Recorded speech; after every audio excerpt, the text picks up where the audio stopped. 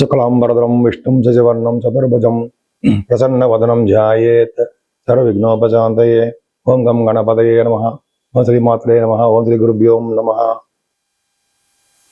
మా ఆది ఆశ్రమం చూస్తున్నటువంటి మీ అందరికీ పేరు పేరున నా హృదయపూర్వక నమస్కారాలు. ఇప్పుడు మనం 1 జూలై 2026 నుండి 31 జూలై 2026 ఈ నెల్లాళ్ళు కూడా జ్యేష్ఠ మాసము మనకి 15 రోజులు ఉంటుంది, ఆషాఢం, ఈ రెండు కూడా మనకి జూలైలో వస్తున్నాయి. సో ఈ 31 తారీఖు నెల్లాళ్ళు కూడా 12 రాశుల వారికి గ్రహాల యొక్క స్థితిగతులు మార్పుల వలన ఫలితాలు ఏ విధంగా ఉంటాయో ఇప్పుడు మనం తెలుసుకుందాం. నేను మీ వాడ్రే వాదినారాయణ శర్మ, డాక్టర్ వాడ్రే వాదినారాయణ శర్మ, మర్చిపోతూ ఉంటానండి. ఇప్పుడు మనం ఆది ఆస్ట్రాలజీ. ఇప్పుడు మనం కన్యారాశి వారికి ఫైనాన్షియల్గా చాలా బాగుంటుందండి. ముఖ్యంగా మీ రాశిని అంటే మీ రాశిని అంటే అర్థం ఏంటంటే మీరు కన్యారాశిని శనీశ్వరుడు చూస్తున్నాడు. అంత మంచిది కాదండి. చికాకులు, కోపాలు, ఆవేశాలు, తిట్టుకోవడాలు, కొంచెం చిన్న ప్రాబ్లమ్స్ మాత్రం ఉంటాయి, భయపడించుకోవాల్సిన అవసరం లేదు. 2వ భావాధిపతి అయినటువంటి శుక్రుడు 12వ భావంలో ఉన్నాడు, కేతువుతో కలిసి ఉన్నాడు. 2వ భావాధిపతి కేతువుతో కలిసి ఉండడం విదేశాలకు వెళ్ళడానికి అవకాశం ఉంటుంది. కన్యారాశి వారు 2వ భావాధిపతి శుక్రుడు 12వ భావంలో ఉండడం వల్ల విదేశ ప్రాప్తి, విదేశాలు సంచరించడం, ధనం విపరీతంగా ఖర్చు పెట్టడం జరుగుతుంది. ఇదే కాకుండా మీ చెల్లెళ్ళని ఎక్కువగా ప్రయాణాలు చేస్తూ వాళ్ళని సందర్శిస్తూ వాళ్ళ బాగోగులు తెలుసుకుంటూ బ్రహ్మాండంగా ఉంటారు. విద్యలో మాత్రం చిన్న చిన్న ఆటంకాలు, తల్లిగారికి బాగుండకపోవడాలు, చిన్న చిన్న ప్రాబ్లమ్స్ మాత్రం ఉన్నాయండి. కొద్దిగా జాగ్రత్తగా చూస్తే సరిపోతుంది. మీ పుత్రులకి మీ వలన విజయం చేకూరుతుంది. కన్యారాశి వారికి సంతానం అంటే మీ పుత్ర సంతానానికి మంచి యోగం కలగబోతోంది. వాళ్ళ లా రిలేటెడ్ అంటే కోర్టు కేసుల్లో ఉన్న, ఊరికైనా సమస్యల్లో ఉన్న, ఉద్యోగాలు రాలేదని మీ జాతకం వలన వాళ్ళకి బాగుంటుంది. అది ఖచ్చితం. అదే స్టాక్ మార్కెట్లో కూడా మీరు బాగా ఉన్నతంగా రాణిస్తారు. రాజకీయ రంగంలో పదవుల కోసం చూసే వారికి పదవులు కూడా వచ్చి తీరుతాయి. సాహిత్యం, కళారంగంలో, సాహిత్య రంగంలో ఉన్నతంగా రాణించడానికి అవకాశాలు బ్రహ్మాండంగా ఉన్నాయి, అది డౌట్ లేదు. చాలా బాగుందండి. పంచమ స్థానం మ్యూజిక్ రంగంలో కూడా బాగా డెవలప్ అవుతారు. రాహు కూడా మీకు విధమైనటువంటి యోగాన్ని కలిగిస్తున్నాడు. 6వ భావంలో ఉన్న రాహు యోగాన్ని ఇస్తాడండి. కష్టపడి సాధించడము, ఈ విజయం సాధించడం అంటాం కదా, విదేశాల వెళ్ళడానికి స్టాంపింగ్ అవడము, అలాగే అనారోగ్య సమస్యల నుంచి బయటపడము, శత్రువుల వల్ల బాధ లేకుండా ఉండడానికి అవకాశం ఉంటుంది.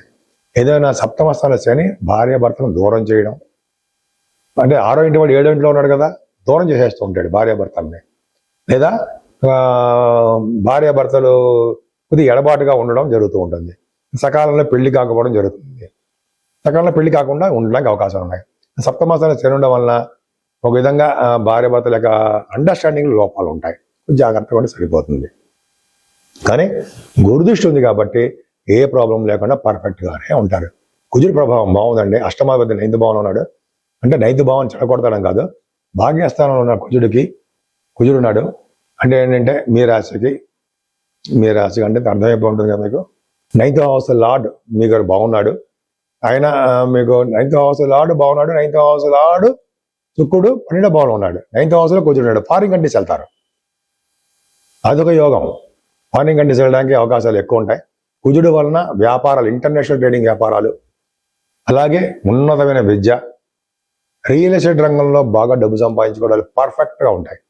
బహుశా మీరు విద్య రీత్యా, వ్యాపారాల రీత్యా, మీ షూటింగ్ రీత్యా డెఫినెట్గా ఫారిన్ కంట్రీస్ వెళ్తారు.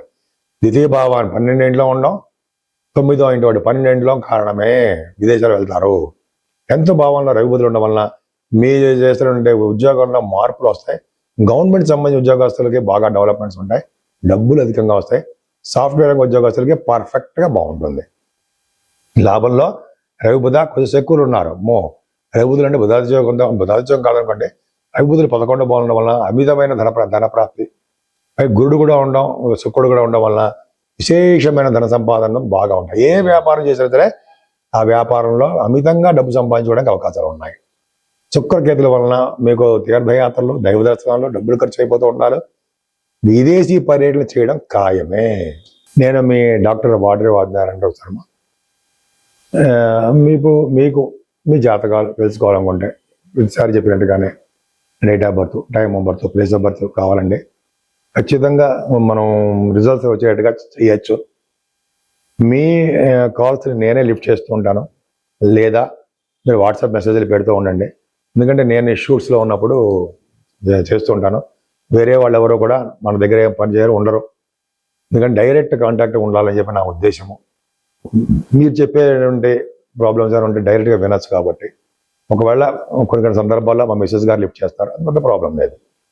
సో అందరూ కూడా మీకు మీరే కాదండి, మీ చుట్టాలు ఎవరన్నా, మీ తెలిసిన వాళ్ళన్నా జాతకాలు కూడా చెప్పించుకోవచ్చు. ఎందుకంటే ఆల్మోస్ట్ నాకు ఒక ఎక్స్పీరియన్స్ పర్సన్. అటు కాస్ట్ అకౌంటెంట్ గాను, ఇటు అస్ట్రాలజర్ గాను ఉన్నాను నేను. నిన్నింటిలోనూ కూడా 30 years ఆఫ్ ఎక్స్పీరియన్స్ పైన ఉంది.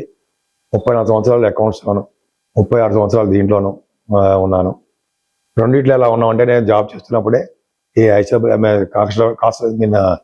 ఆస్ట్రాలజీ పాస్ అయిపోవడము, ఆస్ట్రాలజీ కొన్ని జాతకాలు చూస్తూ ఉండడం జరిగింది. సరే, అది పక్క పెడదామని మళ్ళీ ఒకసారి వీడియో చెప్తాను. మీ జాతకాలు చూపించుకోవాలంటే నేను పూర్తి డీటెయిల్స్ పంపించండి. ఇంకా వాస్తు సంబంధించిన విషయాల్లో కూడా మీకు ఏమైనా ప్రాబ్లమ్స్ ఉన్నా కూడా అడగచ్చు. మీ పేరు రీత్యా ఎటువైపు ఉంటే మీరు మంచి బాగా కలిసి వస్తుంది అనేది కూడా వాస్తులో ఉంటుంది. అది నక్షత్రాల మీద వాటి మీద ఏం ఆధారపడదు, మీ పేరు మీదే ఆధారపడి ఉంటుంది. కాబట్టి ఖచ్చితంగా మీ పేరు ప్రకారమే మీరు ఆ ఫేసింగ్ అంటే ఈస్ట్ ఫేసింగ్గా, వెస్ట్ ఫేసింగ్గా ఉంటాం కదా, ఆ వాటిలో ఎక్కడ ఉన్నా కూడా మంచి యోగాలు కలగడానికి అవకాశం ఉంటుంది. అద్భుతంగా ఉండాలి. ఆ ఇంట్లో ఉంటే మంచి ఫలితాలు వచ్చి తీరుతాయి. మీకు ఏ ప్రాబ్లమ్స్ ఉన్నా కూడా మీరు నన్ను కన్సల్ట్ చేయొచ్చు. కన్సల్ట్ చేసినందుకు మాత్రం నేను తప్పకుండా పరిష్కార మార్గాలు కూడా చెప్తా. సరేనండి, ఇప్పుడు జూలై నెలలో మనం పరిష్కార మార్గాలు ఏమున్నాయి అవన్నీ కూడా చెప్పుకుందాం. 12 రాశుల వారికి ఏ పరిష్కార మార్గాలు చేసుకుంటే బాగుంటుంది, మనకున్నటువంటి బడ్జెట్లోనే, మనకున్నటువంటి దీంట్లోనే ఎలా చేస్తే బాగుంటుంది అని చెప్పుకుందాం. యాక్చువల్గా ఆల్మోస్ట్ 13, 14 తారీఖు వరకు కూడా జ్యేష్ఠ మాసం ఉంటుంది. తర్వాత ఆషాఢ మాసం వచ్చేస్తుందండి. సో ముఖ్యంగా 13వ తారీఖుని మాస శివరాత్రి, అది చాలా పవర్ఫుల్. శివుడిని ప్రదోషకాల వేళలో ఎవరైతే అభిషేకాలు చేయించుకుంటారో లేదా పూజిస్తారో వాళ్ళకి అంతులేని సంపదలు, అన్ని కోరికలు నెరవేరడాలు, ఎటువంటి ప్రాబ్లమ్స్ ఉన్నా, లా రిలేటెడ్ ప్రాబ్లమ్స్ కానీ, పెళ్లి సమస్యలు కానీ, ఉద్యోగ సమస్యలు కానీ ఖచ్చితంగా తీరిపోవడానికి అవకాశాలు చాలా ఉన్నాయి. ఇంకా 14వ తారీఖు మంగళవారం అమావాస్య. ఆ రోజు పితృదేవతలకు ఇష్టమైన రోజు అండి. సో తర్పణాలు అంటే పెద్దవాళ్ళు లేని వారందరూ కూడా తర్పణాలు చేస్తే పితృదేవతలు సంతోషించి మనకి సంతతిని కలిగేట్టుగాను, మనకి ధనప్రాప్తి కలిగేట్టుగాను, ఉన్నతంగా రాణించేట్టుగాను, ఎప్పుడు సుఖ సంతోషాలతో ఉండేట్టుగాను వాళ్ళు దీవిస్తారు. ప్రతి అమావాస్యకి కూడా గురువు గారు కూడా చెప్తుంటారు మనకి. అలాగే మనం కూడా ఏంటంటే కొంతమంది తల్లిదండ్రులు లేని వాళ్ళు ఇటువంటి కార్యక్రమాలు, తర్పణాలు చేసుకుని ఉంటే చాలా మంచి భవిష్యత్తు ఉంటుంది. అంతేకాకుండా అమావాస్య పూట కూడా ఆంజనేయ స్వామి వారికి హోమాలు చేస్తూ ఉంటారు. అది హైదరాబాద్లో కూడా చేస్తుంటారండి. లేకపోతే అమ్మవారికి హోమాలు చేస్తుంటారు. ఎక్కడ హోమాలు చేసినా వదలద్దు మీరు. పైగా అమావాస్య పూట చేసే హోమాలు పరమ ఫలితాలు ఎక్కువ ఇస్తాయి, చాలా పవిత్రమైనవి. కాబట్టి మీరు ఎక్కడ హోమాలు చేసినా, అంటే హోమాలు అంటే చండీ హోమం చేస్తుంటాం కదా, అలా అటువంటివి చేసిన, ఆంజనేయ స్వామి వారికి హోమాలు చేస్తారు. మనకి యూసఫ్గూడలో ఆంజనేయ స్వామి గుడి ఉంది, అక్కడ కూడా చేస్తూ ఉంటారు. కేకేట్ హౌస్ దగ్గర బ్రహ్మాండంగా ఉంటుంది. అదొకటండి. తర్వాత ఇంకోటి ఏంటంటే అసలు మెయిన్ ఇంపార్టెంట్ 17వ తారీఖు దక్షిణాయనం. దక్షిణాయన పుణ్యకాలం అంటే ఏంటి? సూర్య భగవానుడు తన దిశని మార్చుకుంటాడు.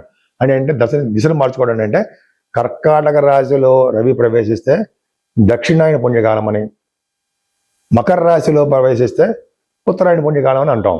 అంటే ఉత్తరాయణం అంతా మొత్తం కూడా తిరిగి ఆయన కర్కాటక రాశిలోకి వచ్చేసాడు.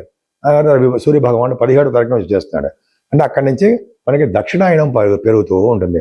ఆ రోజు కనుక చేసే పూజలు, దానాలు, స్నానాలు ఇవన్నీ విశేషమైన సుఫలితాలు కలుగుతాయి అనడంలో సందేహం లేదు. ఖచ్చితంగా మంచి ఫలితాలు కలుగుతాయి. పైగా ఆ రాత్రి ఎక్కువను పగలు తక్కువగా మనకు ఉండే సమయాలుగా ఉంటాయి. సో ఇది ఒక చాలా ఇంపార్టెంట్ అండి. మనకి సూర్యభగవానుడి యొక్క ప్రభావం చాలా బాగుంటుంది. కర్కాటక రాశిలో మనకి సూర్యభగవానుడు ఉన్నాడంటే చేసే దానాలు హోమాలు చాలా మంచి ఫలితాలు ఇస్తాయి.